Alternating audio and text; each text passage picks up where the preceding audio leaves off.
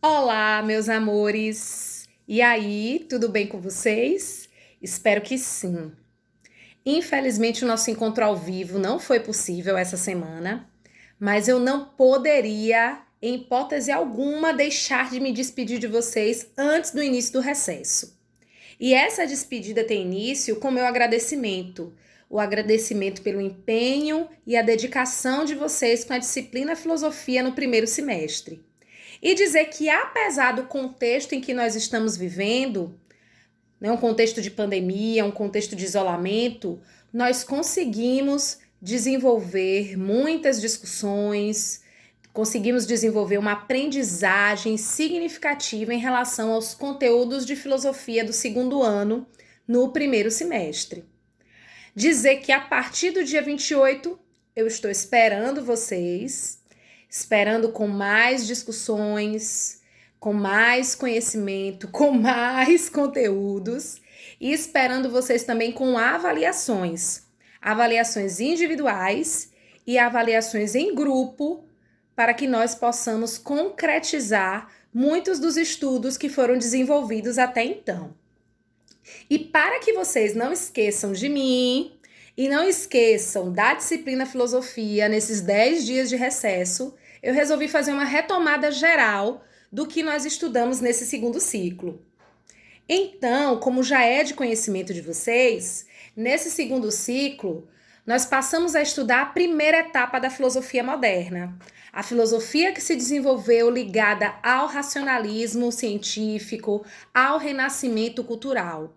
E essa filosofia estava inserida em um contexto de transição. A transição da Idade Média para a Idade Moderna. Um momento em que o ser humano ainda está apegado aos dogmas e às diretrizes religiosas, porém vem buscando novos conhecimentos, vem buscando o racionalismo, vem buscando o cientificismo, vem buscando inclusive a sua valorização enquanto ser que pode desenvolver conhecimento.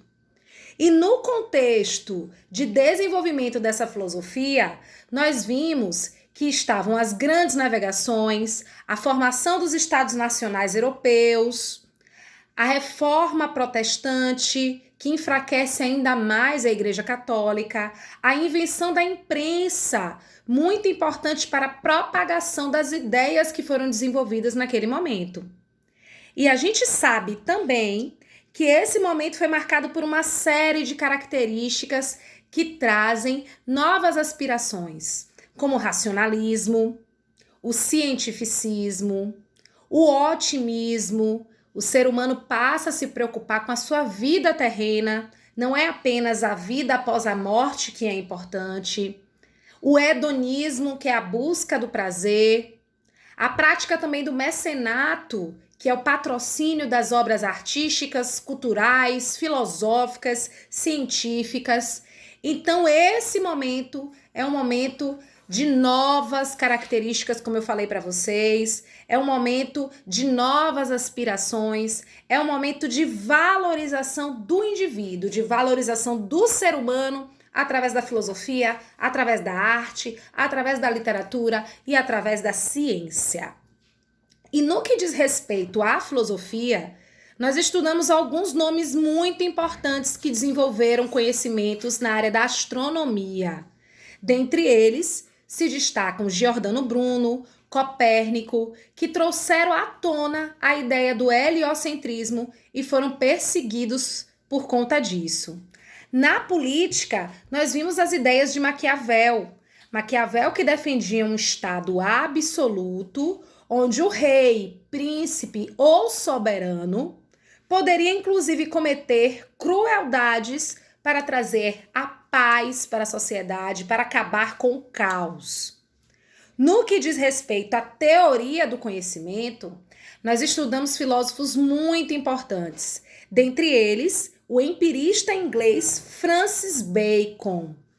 Bacon foi um grande propagador do conhecimento, um grande propagador da ciência, e a obra dele teve destaque pelo surgimento do método indutivo. No que consistia esse método indutivo? A partir do método indutivo, Bacon estudava casos particulares para elaborar regras gerais. Inclusive, eu disse para vocês que esse método indutivo será amplamente criticado no século XVIII pelos empiristas ingleses. Outra questão muito importante da obra de Francis Bacon foi a teoria dos ídolos. Os ídolos seriam tudo aquilo que afasta o ser humano do verdadeiro conhecimento. Seriam os obstáculos ao conhecimento. E quais seriam esses ídolos? O primeiro ídolo, de acordo com Bacon, é o ídolo do foro ou ídolo do mercado. Esse ídolo está ligado à linguagem. Nem sempre aquilo que se diz é aquilo que se entende. Então, essa diversidade de sentidos, essa diversidade de linguagens, acabaria afastando o ser humano do verdadeiro conhecimento, de acordo com Bacon. Outro ídolo importante é o ídolo da tribo. O ídolo da tribo está ligado aos sentidos.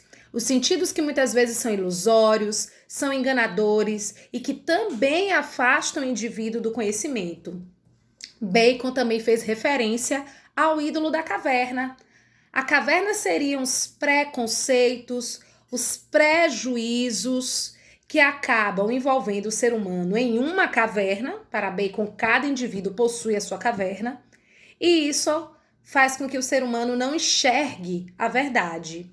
E o último ídolo, de acordo com Bacon, seria o ídolo do teatro. O ídolo do teatro está ligado às falsas concepções, às teorias, aos filósofos, os pensadores, que são considerados verdadeiros ídolos e são inquestionáveis. E dessa forma acabam afastando o ser humano de conhecimentos novos, de novas concepções. A gente também não pode falar dessa etapa importante da história da filosofia sem fazer referência ao francês René Descartes.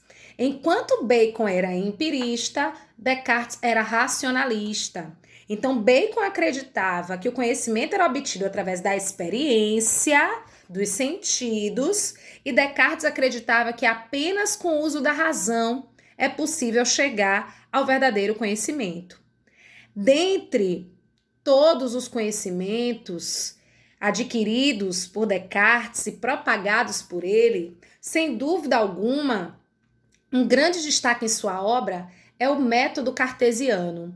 Inclusive, o método pensado por Descartes é utilizado até hoje em diversas ciências. Esse método tem como ponto de partida o ceticismo metodológico. No que consiste esse ceticismo?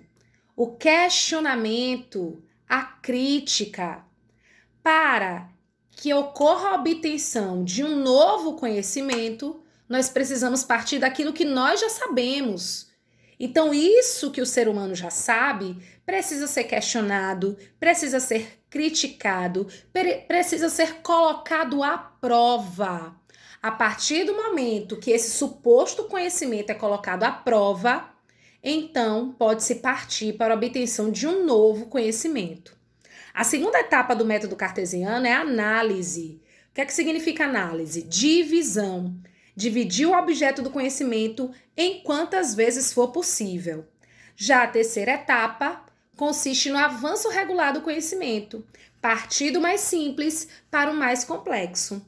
E a quarta etapa, a enumeração, que consiste na revisão de todas as etapas anteriores. Finalizando a nossa retomada de conteúdos, nós não podemos deixar de mencionar Baruch Spinoza. Baruch Spinoza foi um filósofo de origem judia que desenvolveu o seu pensamento baseado nas críticas dos dogmas católicos que ainda eram muito presentes na sociedade naquele momento. Spinoza, por exemplo, negou a ideia de livre-arbítrio. Para Spinoza, o ser humano não tinha a capacidade de decidir o que deve ou não deve acontecer. Tudo o que acontecia, de acordo com a visão de Spinoza, era necessário e permitido por Deus. Então, o ser humano não deveria ser culpabilizado por aquilo que acontece.